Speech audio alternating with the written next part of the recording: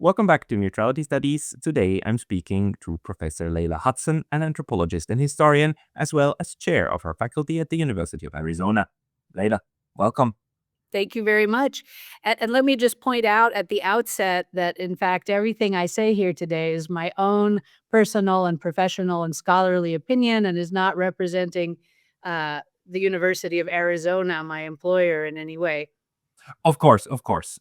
Everything we say on these podcasts are always our own opinions, but it's good that you are setting that record straight. You are also a scholar, of course, of West Asia, and that's what we want to discuss today. Yes. Um, you've been looking professionally for many, many years now at what is happening in what some people still refer to as the Middle East, but a lot of us are switching terminology. Right. Um, can you maybe tell me a little bit first about the terminology? Which one of the two do you prefer, Middle East or West Asia? And secondly, what is your assessment of where the entire region is moving at the moment? Well, of course, we were trained in the imperial conventions, right, of the Middle East, and that's still what's most recognizable to our students and our public here in the United States. But of course, your point is well taken that thinking in a larger and less relativistic context is very appropriate, especially since the moment of transformation that we are in right now is a moment that engages with geography. Uh, it's a moment in which empire and the political status quo of the last few decades, in many ways, has been brought into stark relief by the struggle over the Strait of Hormuz, and the actual geographical factors, which are so often, uh, seen as ancillary to human events. So your point is well taken. I think West Asia is a highly appropriate way to approach the subject. And interestingly, at the University of Arizona, for all the wrong reasons, a long-standing school of Middle Eastern and North African studies, which I've spent my career in, has currently been rolled into a school of global studies uh, for, again, all the wrong reasons, financial reasons, penny pinching reasons, etc. And yet it's a timely renaming because, of course, when we look at migration, when we look at diaspora, as well as the effects of regional geography, it's nice to frame it in a planetary or global sense so that we can see movement, trajectories, and change from a slightly removed and helpful perspective. I mean, framing is very, very important, especially in academia, right? I mean, how you approach a topic will largely define what you're able to find. Yes. How did you try to approach West Asia, your subject? Well, I come to it with a family heritage. I am half Palestinian and half, for want of a better term, American by birth. And my family ranges far and wide across Lebanon, Palestine. I married into a Syrian family in the course of doing my dissertation research in the 1990s. Um, and again, as an anthropologist, as someone approaching from a linguistic perspective as well, I have spent my career and the training of my students ranging all across North Africa, uh, you know, from Mauritania to the Mashriq to West Asia, um, and then also training students in that inherited field of Middle Eastern studies, which engages with Iran, with Turkey, as well as the Arabic speaking world. So, and I found that actually to be a helpful, broad canvas.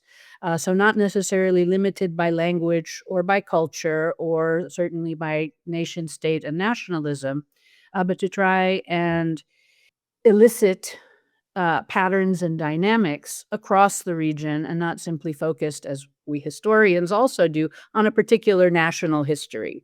Yeah, I So mean, these national histories are particularly problematic in this in the case of West Asia, because a lot of the nations that we have today are kind of inherited from colonialism, from imperialism. A lot of these nations, the way that they exist today, didn't exist 150 years ago. I mean, the Ottoman Empire was very important and so on, but also this issue, and that you already alluded to, that you cannot really divorce West Asia from North Africa. If you no. divorce the experience of Lebanon from the experience of Algeria, you're kind of missing a very important point. How is it possible for you to kind of to put all of that together? Because we are also kind of conditioned to view the continent separately, right? Yes. Well, again, you can come at it from a very conventional, inherited Anglo-American perspective of the Near East and North Africa to the Middle East and North Africa. Uh, and at various times in my career, again, I've approached it as uh, with a centering of the Arabic speaking world in the many, many different dialectical forms of Arabic. I've come at it from the perspective of the cultures and lands dominated uh, largely, but obviously not entirely, by Islam. And so depending on the particular question, it gives you the ability to literally reframe around culture, around religion, around language, around geography, or about the dynamics of empires, contemporary and modern nation states. But we also need to look at non-state actors and forms of resistance, which again move and transfer across the entire region. So all of that is fair game, I think. Hey, just a very quick note. The best way to support this channel is by signing up for my free Substack. You can also help with a paid subscription there, or you can get some of our new merch on neutralitystudies.com. Links below. See you there. How important to you is the issue of water, of the oceans? Because one of the things is, of course, that the Mediterranean connects a lot of these places, if not all of them, but also the Pacific. I was blown away when I realized that the Empire of Oman extended all the way to Madagascar. It is like no, wait, yeah, to Madagascar. Yeah. No. Well, Uh, well, no, certainly into East Africa. sorry, to Tanzania, to the, Yeah, to sorry, Zanzibar, into East Africa. Zanzibar. Yes. Yeah, sorry, Zanzibar, not Madagascar, to Zanzibar. But it was huge, and that's of course a maritime connection, not so much a Yes, not land so much connection. an overland connection. Well, when I teach my introductory lecture course to American students who are, again, because of, for all the wrong reasons, of course, who are very innocent, I should say, of geography and world history and things like that, I actually start out with my first substantive lecture being on water Mm, in all its different forms, as again the source of life, the source of agriculture, the platform on which Middle Eastern civilization appears to have taken a head start, well ahead of many other parts of the globe because of the general scarcity of water. And then within that framework, looking at the importance of river systems uh, for irrigation, but also for trade and transport, and also those coastal and maritime systems. Uh, and that's a very helpful perspective to start not necessarily with the land, not necessarily with the people, although the people very quickly enter the picture, but to look at the geography of water and climate as an enabling, connecting, uh, transport, and culturally empowering system. So, absolutely. And I've been teaching my introductory course on the cultures of the Middle East for many years now. And as part of our geography, and I teach this every time, a quiz about the world's maritime choke points.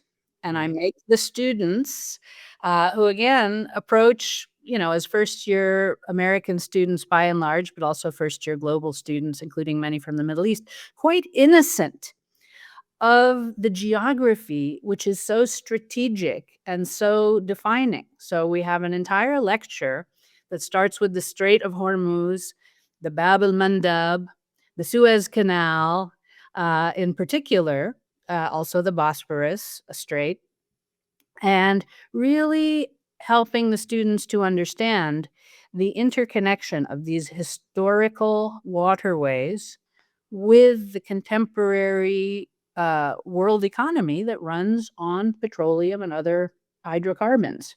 I I suppose the current U.S. president never took your lecture, right?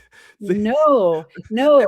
so what do you make out of this? I mean, one of the mind-boggling, I think, um, outcomes of these last 3 months of war, ever since the 28th of February, 2026, is Mhm. that it really, really drove home the point that the Strait of Hormuz is not just this little place, and if it's closed, then you route it, so you route traffic somewhere else.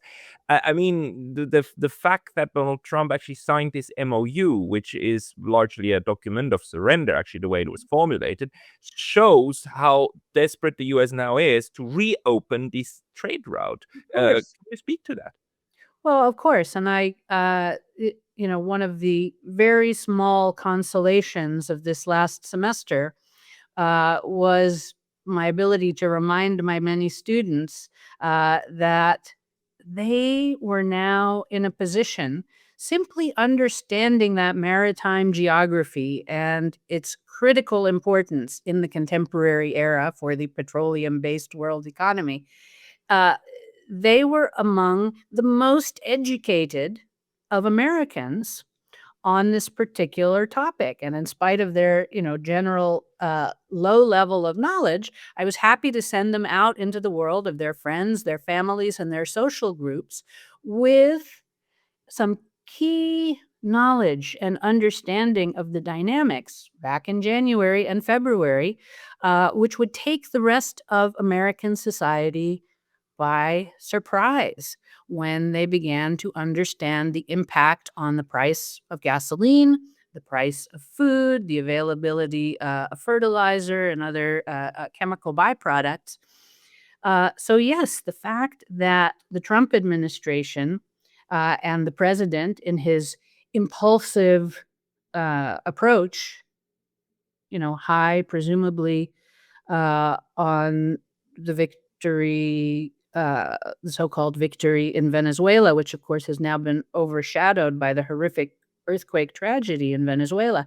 But Trump comes into this full of hubris, devoid of, the most basic geographic, cultural, historical uh, understanding, and has already purged his own administration of so many of the career, professional diplomats, analysts, um, who would have buffered that impulsive acquiescence to the Israeli project in a way that, would have saved so many lives, so much treasure, and the last shreds of American credibility in the region and in the world. So what do you make out of this situation that, knowledge that is widely available, like knowledge that you have, that others have, that students have, that a lot of people also probably even in the administration had, because Mhm. otherwise you wouldn't have had to purge them so much, that people in the military had, otherwise you wouldn't have had to purge them, that all of this is being purged, and that the purges then happen in pursuit of policies that, in my view, are quite self-defeating. Now there are people, and we must say that, who interpret this as part of a grand strategic game, the chessboard, and overall it was all about choking China. I I have difficulties following all of that because it seems so grand in its approach. But what does it tell you that this knowledge is being excluded for the purpose of well, something that at least in its current effect didn't serve U.S. interest at all? Well, it's been incredibly detrimental to the US dominated status quo in the region and in the world. That is undeniable, I think, at this point, to all but the most blinded of American uh, and perhaps Israeli uh, advocates of uh, war. Ideologues. Hmm. Right? Yeah, all but the most passionate ideologues. Uh, it kind of reminds me of the principle from Sun Tzu and the art of war, which I will mangle here and not be able to quote exactly. But that one of the keys to a strategic victory is not only to know yourself, not only to know the enemy, but to know both. And of course, the current regime in the United States is arguably not knowledgeable about itself, about the historical position of the United States hegemon at this point, and having purged itself of the career diplomatic corps and policy and security analysis corps, is certainly not knowledgeable about the adversary. And that is a classic setup for strategic failure. But what's very interesting, of course, is that the backfire has brought us to a moment of transformation in the region and in the world. Uh, and not perhaps the way one would have imagined the challenging or the decline of the American empire. Um, Two questions. Are there any historical precedents that come to your mind about your studies in the region where empires fail in the way that the United States seem to be failing forward at the moment? Secondly, um, the change. Can you outline that? Well, I think there's an important parallel that should be studied and that I intend to pursue a little bit with the Suez War and the Suez Crisis in 1956, which in many ways marked the end of the British and Right. European domination of the region, and that was uh, in many ways there are so many parallels, right? The victory of strategic geography and proximity and control that the declining empire overreached and challenged and learned a lesson. And of course, Nasser at that time, in the way that parallels what perhaps we're seeing today in the rise of Iran, not only as a regional, but perhaps as a super regional power, benefits from the challenge by the hegemon that it successfully so far seems to have withstood. So I think there is indeed a parallel there. And one might also draw parallels, with not water-based parallels, but parallels with the Soviet Union in Afghanistan, and the moment at which the great power, presumably playing the great game with the inherited strategies, operations, and tactics, realizes that it has overreached for whatever combination of internal, external, geographic, historical reasons. So I think it's a very, we've come to a point that I certainly never expected to see in this time frame or perhaps in my life. I think even the Chinese were surprised at the fact that the Iranians were able to withstand the onslaught. And of course, as you just outlined, if an underdog is attacked by the top dog, the underdog, just the fact that it keeps standing actually makes it the winner, right? So, Yes. um, for the region, what do you think this impact now is? Like, I mean, the Gulf states must be quite scared at the moment because of the change. In my little pet theory is that they will in the end be de facto neutralized, not in the sense of eradicated, but in the sense of like being taken out of the US alliance orbit. How do you see that? Well, I think essentially, yes, you are correct that the pace, the nature of this conflict is one that allows what we're seeing right now in the aftermath and in the wake of the June 17th Memorandum of Understanding. That is a, how shall I put it, a gradual ability to make smaller shifts rather than large, violent, destructive shifts that I think we all feared back in March and even well into April when the war was kinetic and unpredictable and the missiles were flying. So, because of the high costs, especially to the United States, which have manifested in the form of higher prices and future political trouble for the Trump administration. I think we're now in a settling and testing phase where you'll see the different Gulf countries aligning themselves along a kind of a spectrum of proximity to the United States or to Iran, but shifting gently, testing gently, understanding that however this comes out in the end, the initial modality of investing all your eggs in the American military base basket needs to be diversified. And there will be different flavors and ranges of diversification across the region.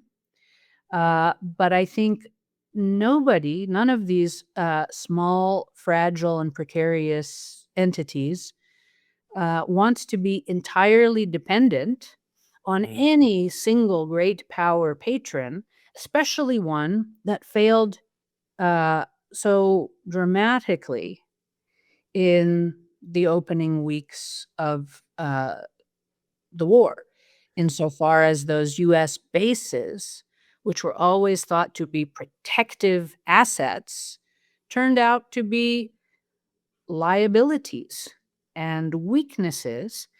And that on top of that, the US was more concerned with protecting Israel uh, than with actually living up to the implied and explicit security bargain made with those Gulf states. So, what I think you will see, and again, you will see it in as many different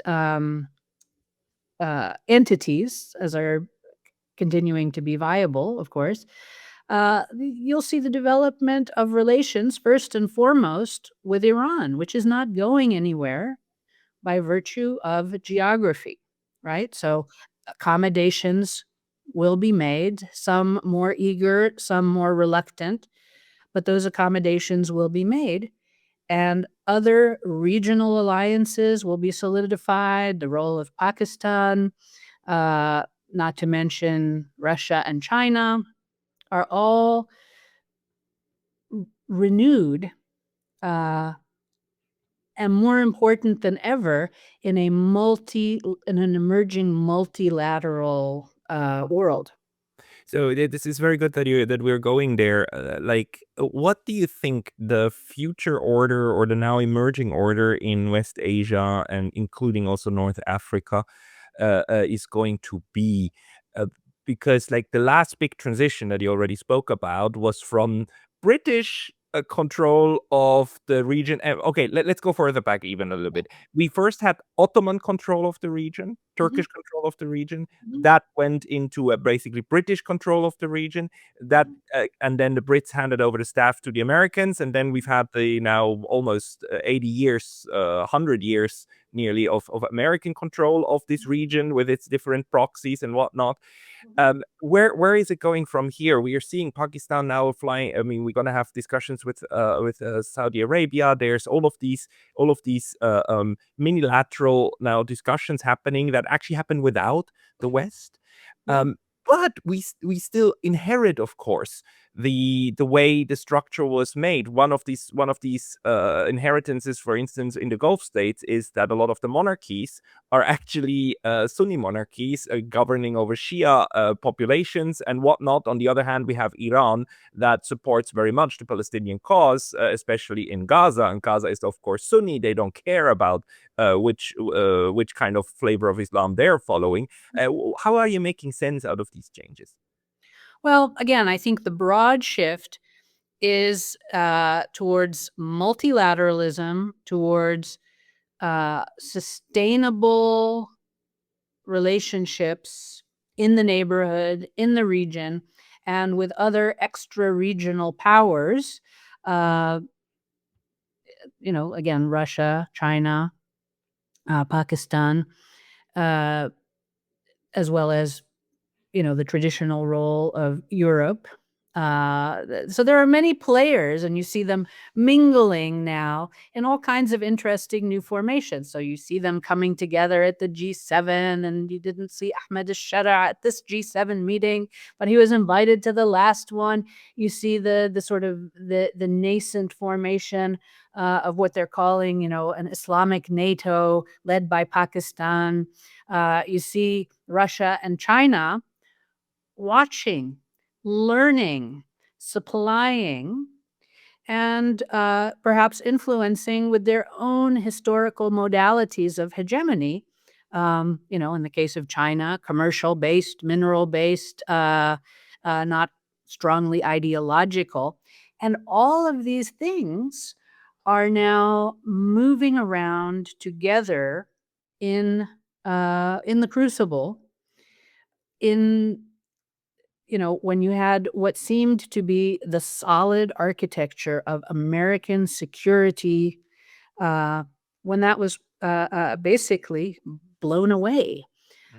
So, of course, Palestine and the actions of the Israeli Netanyahu government remain the intractable problem, the wild card, including some very difficult scenarios as they, at least in the foreseeable future, double down into genocide.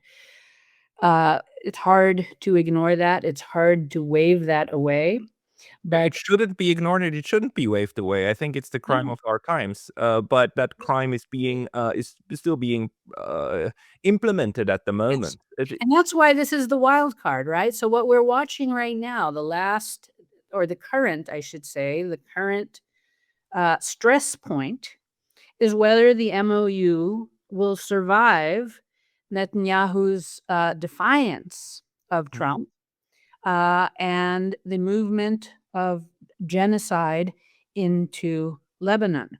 That's still the difficult and intractable problem, which renders these larger patterns and dynamics still somewhat susceptible to unpredictable um, unpredictable outcomes.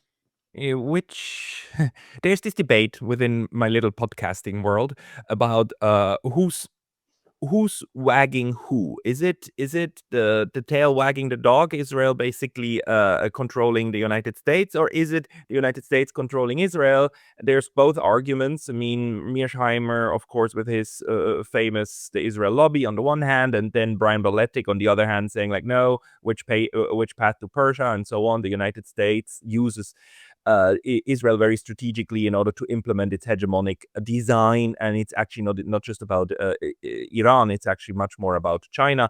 And what we're just seeing is a grand illusion. Joe Biden, of course, with his famous words in the US Congress that if there wasn't an Israel, we would have to invent one. It serves us very well. How do you see this connection? Is the defiance of Israel real, or is it just part of this smokescreen of this intricate connection, right? Good cop, bad cop kind of game, and Trump saying, yeah, I would love to constrain them, but they just are unconstrainable. These crazy Israelis. I mean, it's kind of a very self-serving narrative, isn't it? Yes. Well, I would say, of course, as an American, watching the internal political dynamics within the Trump administration, certainly within the U.S. Congress, I think there's no denying that, in fact, the United States has grown dependent on its junior Israeli partner in so many ways that have eroded U.S. sovereignty and the ability to do grand strategy without guidance and sometimes direction from the junior partner. I think that is undeniable, in my opinion, as we come into the Trump era and the Iran war. But as with all things, we are now in a moment of transformation because the test, the challenge that Netanyahu, and I think we have credible evidence that this was presented to all the American administrations over the last few decades, the plan for a greater Israel, the desperation for the end fight with Iran, that was always a potentiality, that was always a looming threat, and it was always one that previous administrations, with their full complement of cynical but knowledgeable professional diplomats and security analysts, had sidestepped. But because Trump acquiesced, and again, I think there are real questions there about whether this was a joint project, whether it was led by Israel. Certain parties are out right now basically making the case that, in fact, it was Trump who wanted to do this. I think that might be a little performative. I think it's consistent as a historical goal of Israeli governments, especially Netanyahu's governments, that it's pretty clear that the Israelis really, really pressured Trump. And who knows, as the podcasters and an increasing sector of American society firmly believes that the leverage of the Epstein files was brought to bear in this particular case, or was the permitting condition for this decision to go to war. But when the war happened, when the stress test actually took place, rather than looming as a potentiality, the test took place, the United States encountered its economic vulnerability, its reputational vulnerability, and the hostility of the entire world was revealed. And Iran survived. And Iran has gained enormously in global prestige for its ability to stand up, to project power, and to have, over the preceding, almost 50 years, developed a strategy that, for the time being, has worked and is going to change the region and the world. Yeah, my analysis of the strategy is that it basically stood on two pillars. One, the ability to absorb at the costs of lives, including of the senior leadership, Ali Khamenei, only one, but Ali Larijani and others who knew they would be targeted, were killed, but they were willing to take that. And the other being able to reestablish reciprocity for every target shot at in Iran. They managed to shoot back, so conventional second strike capability on the other side, including, of course, severe and significant hurt on Israel, right? The favorite child Oh, in yes. the region. So, is there something else that you would say that we should also analyze in looking at Iran's kind of ability to withstand? Well, Iran revealed itself, and I actually wrote about this about a decade ago, um, that this decapitation strategy that, in fact, the Bush and Obama administrations pioneered in their early use of drone warfare against, various regional non-state actors in Yemen and Iraq and Afghanistan. We learned something from that at the time, which seems to be applicable to nation states as well.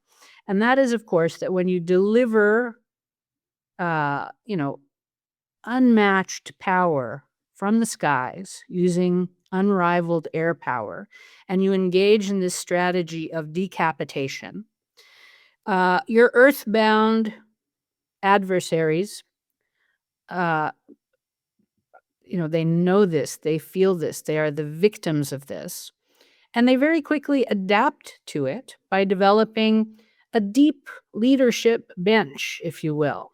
So that, we used to have a sort of a cynical joke that the most dangerous position would be, the so-called third in command of Al Qaeda, because people were constantly becoming promoted from that role, decapitated, and then ascending to the top role, and then being decapitated.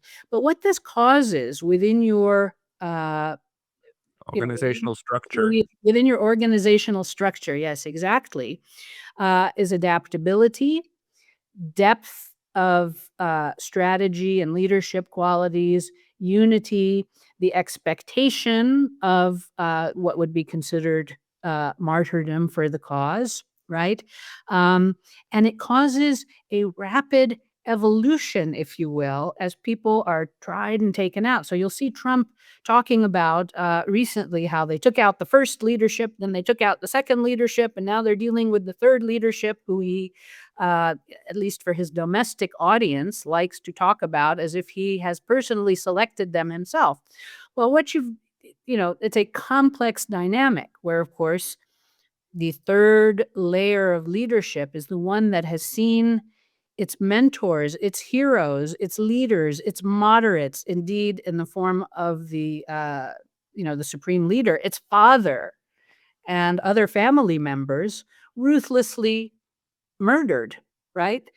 That creates both a hardening, a potential radicalization as you take out the moderates that have ascended through the non-kinetic times into power, and it promotes rapid organizational dynamics that produce new leaders, new techniques. So um, it's actually invigorating or mobilizing or radicalizing or hardening to your typical resistance organization, Mm. right? You're increasing the speed of learning. Uh, Yeah. Yeah. because the lower levels, they learn from the upper levels, and they will try to do something about it, and if they fail, then the next the next level will take over. And I So you think that's yeah. one of the things the Israelis don't really get as well, right? That the other side is not just uh, bar barbarians who just Or listen mechanic to the chieftain, right? And if you kill the chieftain, then the tribe will dissolve. No, that's just not how it works. Well, it's shocking that was convincing to Trump, Mm. that a quick decapitation strike would actually, cause the country to crumble, and then a few strategically placed Starlink um, routers or what have you, plus, guns that were smuggled in by this party or that party, would result in the kind of change that I believe he was sold by the Israelis, who have, from an American perspective, uh, many American policymakers really respect Israeli strategery, military analysis, and take it without question, right? So I think that was very shocking. And again, there should have been multiple layers of pushback, and indeed there were. So you saw someone like Joe Kent, the counterterrorism chief, pushing back against this vision, but being forced out of the structure, so that in the end, and we're getting this from the excerpts of the current the book of the moment, Regime Change, which I haven't had a chance yet to read, that you've got an American administration that is a very tight and uneducated circle of Trump advisors who work on ignorance, Israeli advice, political pressures, perhaps other kinds of social pressures like blackmail. Uh, and you could not imagine a worse decision-making apparatus for the test that they willingly chose to take on. Yeah, I couldn't agree more. But I must say, in the defense of those people who took that decision and of this Israeli strategy, and in defense, I mean they shouldn't be defended, but just one thing that does speak for their approach is, of course, the Syrian example. Syria kind of collapsed so quickly in 2024 in a way that none of us in the commentariat had foreseen, at least not the people that I was listening to.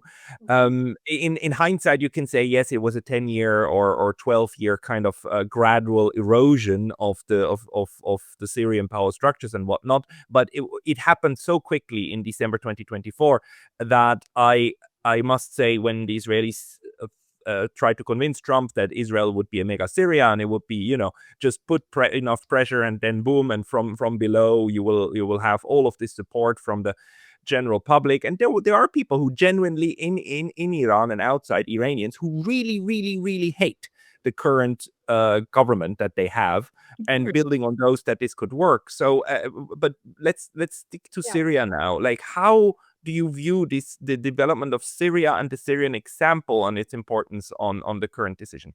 Well, first, let me say that again, I think what was most in Trump's mind going into Iran was the Venezuelan example, in which you had a decapitation effect, and you found a willing second in command proxy government, and it was all over very quickly, and the news cycle moved on. And I really think that in fact was the premise uh, of the Iran war. The Syrian situation is much more complicated, of course. Now, it was indeed very surprising to start noticing the advance out of Idlib in the waning days of November 2024, I guess it was, and then to watch the advance across to Aleppo and down the central core of Syria in a matter of days. That was shocking and surprising. And it's also very different from what happened in Iran, and it's still unclear to me, even as someone who studies Syria primarily. That's my primary focus. What combination of Turkish, American, and perhaps even Israeli influence caused that to happen? But the Syrian population, and this is a point that is missed by many, many Western analysts who find themselves, or don't even find themselves, but who enthusiastically defend the Assad regime as being part of the axis of resistance. They very seriously overestimate, or underestimate, I should say, how loathed and hated the Assad regime was by the majority of Syrians. Yes, there were minoritarian communities that were deeply invested in the regime. The Alawites or Yes, the other? Alawites. Yes, the Alawites, and to a lesser extent, other minority groups in Syria who had hitched their security to the regime for decades, right? Um, but I think people who don't know Syria well really underestimated how deeply, deeply ready the majority of the Syrian Sunni population was to be rid of the Assad regime. And it's hard for many analysts who don't know Syria well to avoid the reflexive position of defending the Assad regime. It was much, it was in open conflict since 2011 with the majority of its population. It caused a devastating crisis, killed hundreds of thousands, forced millions into displacement and flight, and had very few defenders or friends, even within those minoritarian communities, left who were not acting out of fear and habit. So when this movement came sweeping out of Idlib, again, I still don't understand the extent to which, and I'm inclined to think it was primarily nurtured by Erdogan and by Turkey in a long planned strategic move, but clearly one that had the acquiescence of the United States and perhaps, some undetermined contributions, at least of some kind, from the Israelis. It's a very different situation where in Iran, bigger country, differently composed, uh, you had minority populations and a long-standing minority opposition who were vocal and ready for the fall of the Islamic regime. But the majority of the population, no. And when the war started in the appalling way that it did in the midst of negotiations, with a decapitation strike on the supreme leader, and most importantly, the unbelievably horrific crime of destroying an elementary school complex with a so-called double tap. On the Uh, first day. Yeah. yeah, on the first day. If there were populations, as surely there were, who would have liked to be part of a regime change in Iran, and some who, of course, had come out of these demonstrations and these attempts to fortify them with data links and arms, that was swept away by the appalling surprise attack at the behest of Israel. And I did some, early interviews in the first days of March to say that, based on everything we know about organizational dynamics, national dynamics, people will rally round the flag Mm. in that particular combination of large majoritarian population, outraged and hurt and distraught. The arming of a small minority was not going to be able to overturn that. And again, very different dynamics. Okay. I mean, fair enough that you have completely different composition of political composition, right? That then leads to either rallying around the flag versus, as in Syria, a obviously an abandonment, right, of even in the military forces of the government at the time. What about Syria now? We've also seen in the meantime how Israel is not stopping its bombing of Syria. Whenever it wants to take out any kind of infrastructure, it will. It expanded its it calls it a security parameter, which is of course just like Israeli jargon for additional occupation. because every security parameter it creates, it eventually starts putting settlements there, which then creates the need for more security parameters, which then creates more settlements, and so on and so forth. I mean, it's basically just spreading. Yeah. Where do you see Syria under al-Sharaa, the former al-Qaeda leader? Well, al-Sharaa doesn't like to be called a pragmatist. He made that point in a couple of interviews where people, where interviewers suggested that he was, adaptable and pragmatic, and he pushed back hard at that idea that he was in fact a pragmatist. But he has incredible popularity still, in spite of his inability to turn the economy around in the 18 months or whatever it has been. That's very just. Does he hold actual popularity among a good part of Syrian people? Because I mean, a lot of people in my world depict him as just a CIA cutout that went from terrorist to through a into a suit and tie and so on. And Let's say that is a dominant discourse, right, Mm, among analysts who don't know Syria well, and it's very mm, tempting to sort of take an Assadist position, mm. for people on the European and American left, that in fact underestimates how incredibly popular Ahmad al-Sharaa was, uh, as people got to know him in the first months and year of his you know basically revolution Of the in Syria. takeover. So after Yes, his 2024. takeover.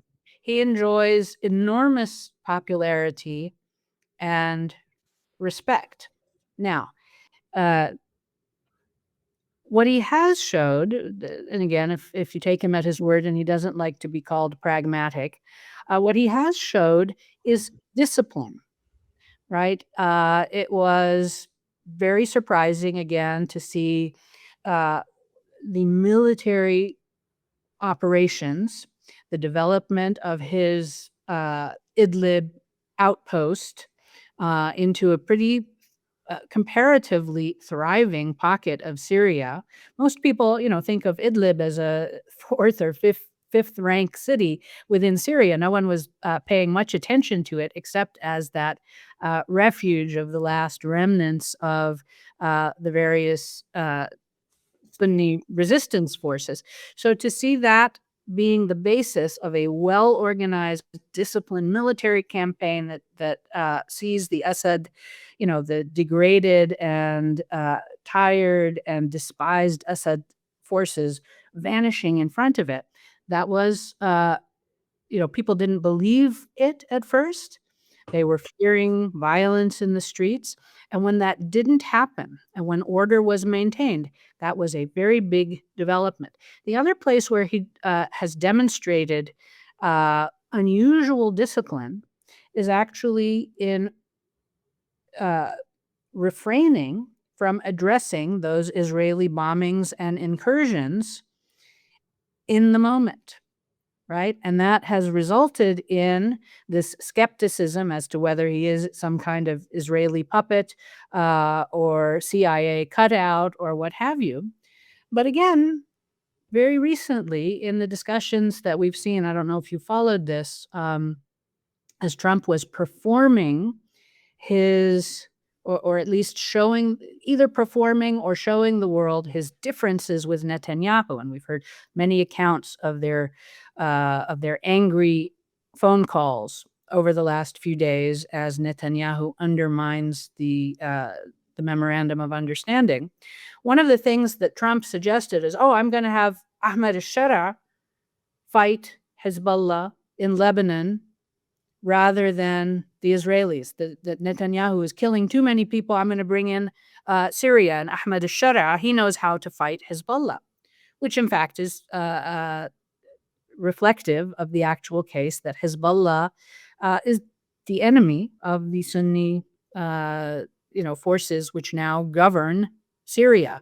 Hezbollah propped up the Assad regime from, the majority of the decade and a half of war. There's no love lost.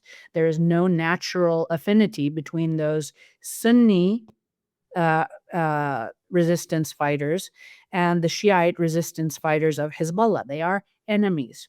Okay. So Trump tapped into this and he said, oh, I'll get Ahmad al-Sharaa, who he seems to have a weird kind of bro crush on.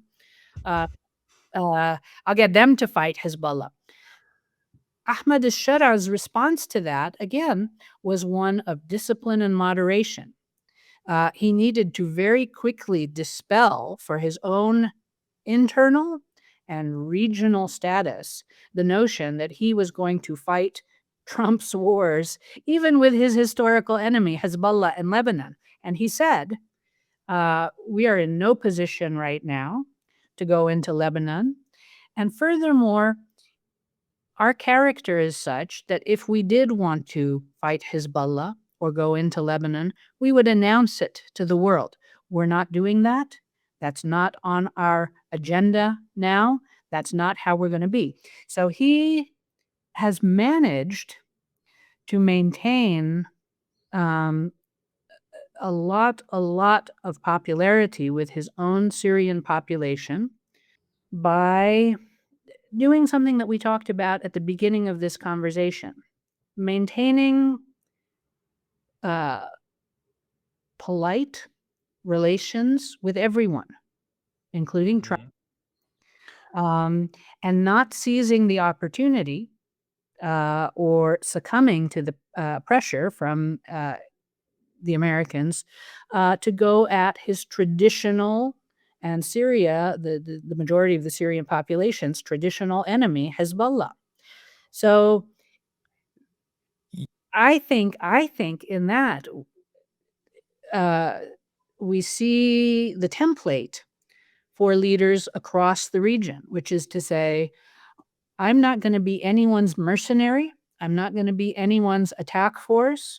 I'm not going to, especially in the wake of a brutal war that we've just come out of, plunge into another war. He doesn't have the military for it. He doesn't have the appetite for it. And he's got the discipline not to do it. So he's not going to do that.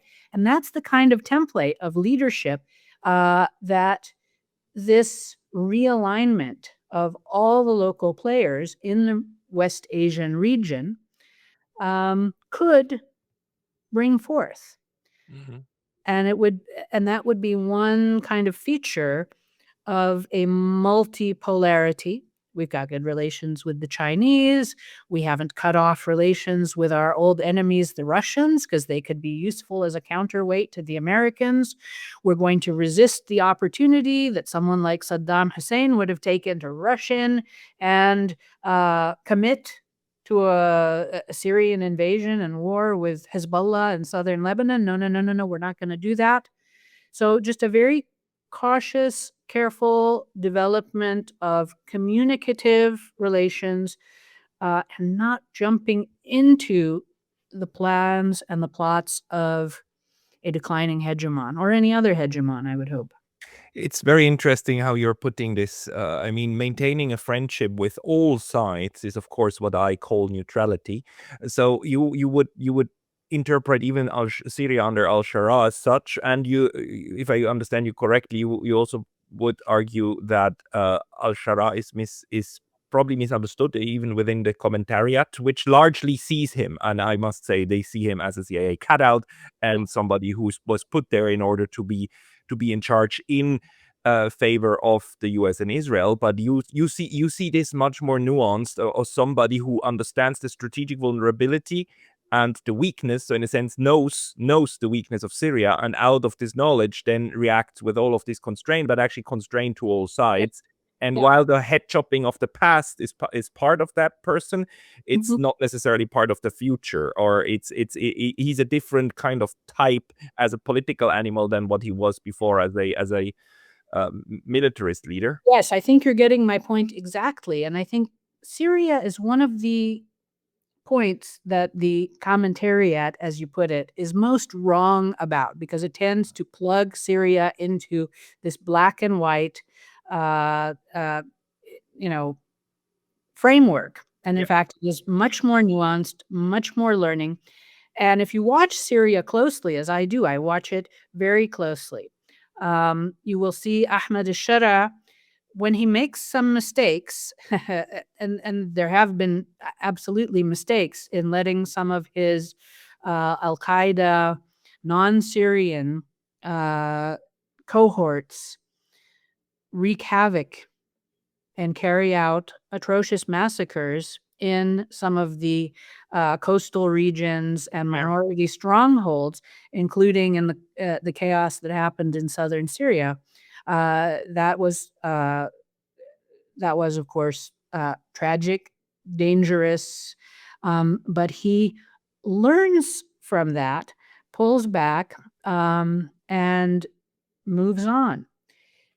We recently had an incident in Syria, which probably the Western commentariat didn't see, in which someone who had been an opponent of the Assad regime and who had spent time in Assad's dungeons exercised the newfound freedom of social media under Ahmad al-Sharaa and called out some of the Syrian businessmen who had made promises about reconstruction and then failed to put their money where their mouth was.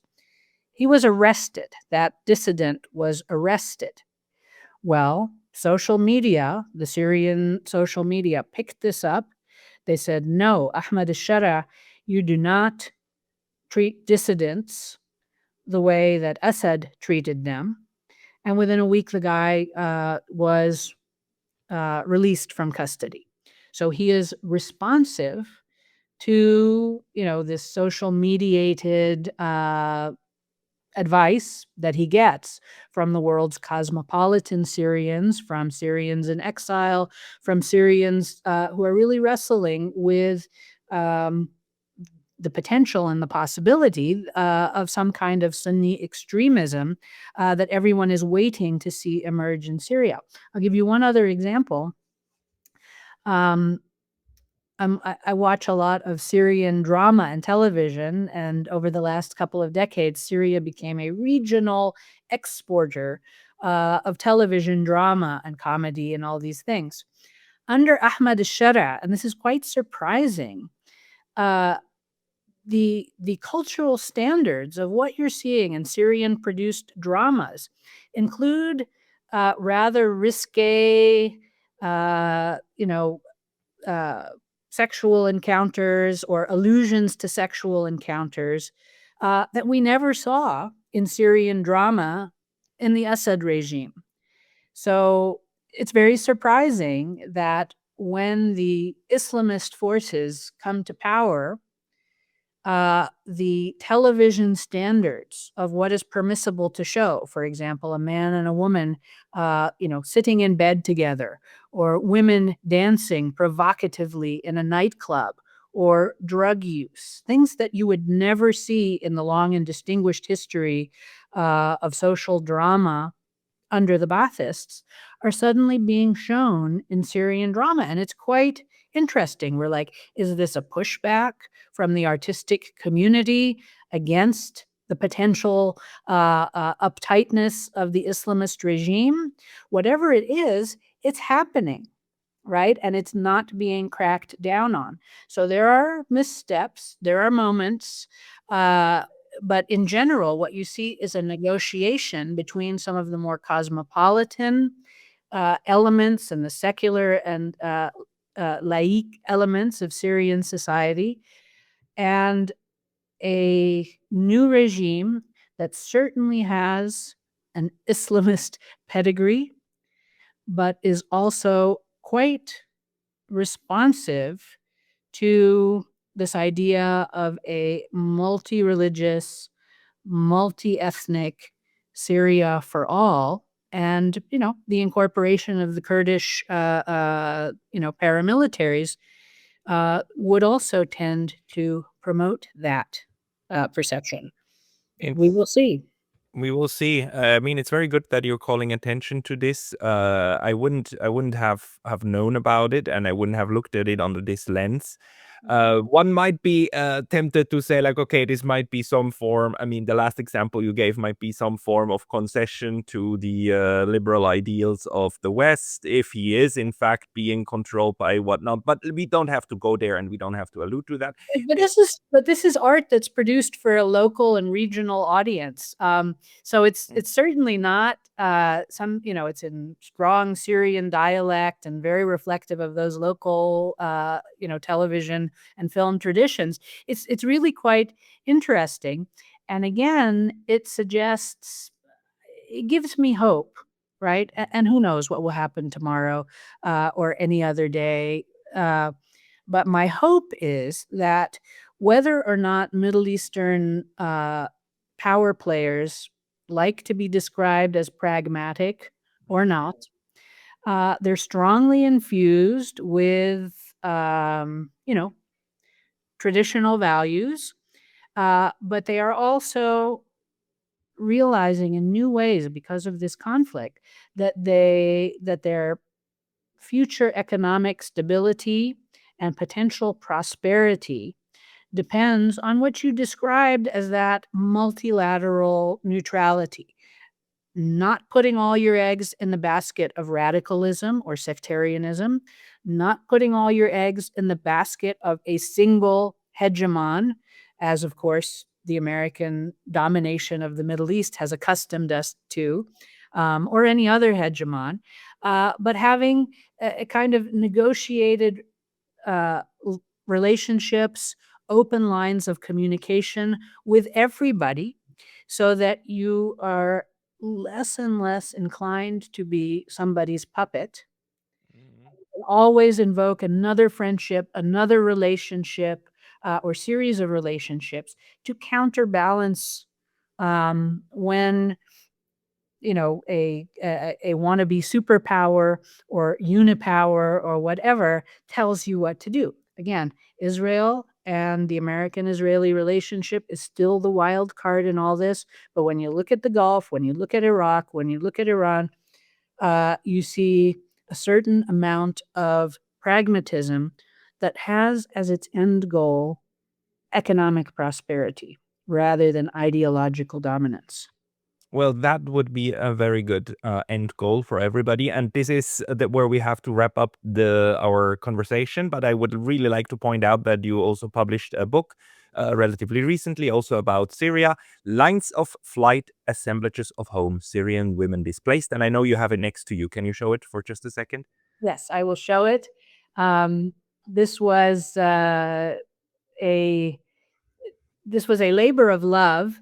It's also a women-centric perspective on the Syrian displacement, war, and migration, and it follows the stories of 5 middle-aged Syrian traditional Sunni wives and mothers who made the very difficult decisions to flee the civil war in Syria around 2012, when their lives became unsustainable and this dreadful violence initiated by the Assad regime crept closer to them. And it tells the story of how each one of these women and their families made the decision to leave Syria, move into refuge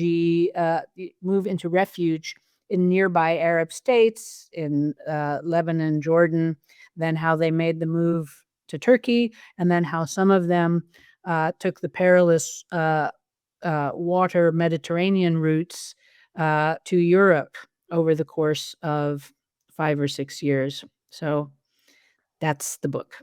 A very big story, and one that I'm glad that you're telling to everybody, and we will certainly have you back in the future to talk about this region again. Dr. Leila Hudson, thank you. Thank you so Wonderful. much. Thank you so much. This was fun.